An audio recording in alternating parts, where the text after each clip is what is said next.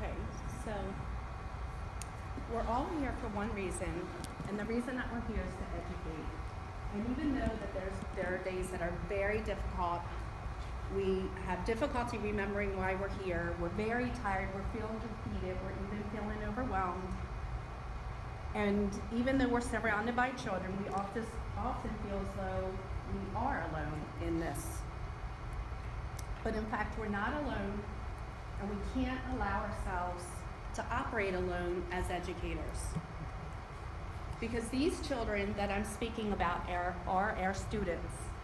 Each and every day, these students enter our buildings. They depend on us, they're relying on us to provide them the absolute best education possible. But these children, the students, all these students, they don't bring the same background and experiences with them, such as we don't know their learning styles, their learning skills. So their ability to learn differs just as much as the color of their skin, the color of their hair, the color of their eyes. We just don't know them, but we don't know them yet. We need to learn how to meet each of their differences, and in fact, we're charged to meet each of their needs. And we have to meet their academic needs regardless of any outside circumstances. But it's not up to us individually to meet their needs, although we're individuals. In our mind, we always know what the end result should be. We know what is expected.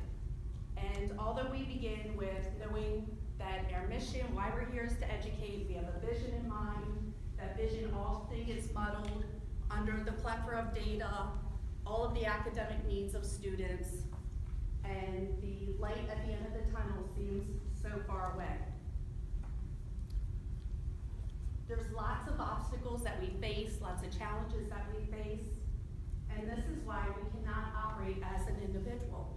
We must learn how to collaborate with each other. Collaboration, by definition, is to work jointly on an activity, but it's to produce or create something. In this case, the something, that's our children. Those are our students. We must allow opportunities to collaborate with each other. As educators, we collaborate so that we can work together, so that we can solve a problem, so that we can complete a task or create a product.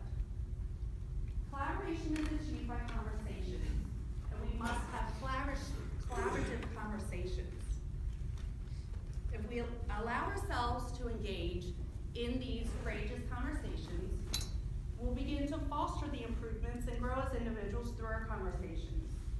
If we learn to listen, we learn to give feedback and grow as individuals through our conversations, we'll show an openness to learn. We'll continue to nurture a student's well-being as well as their academic achievement.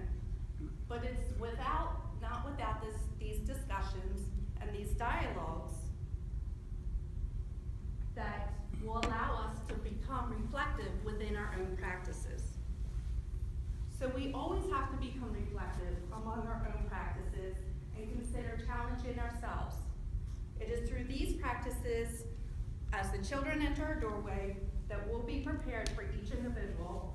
And when we face a challenge or something seems beyond our control, we will continue our learning to be able to nurture theirs. And we won't become individuals, but we'll see each child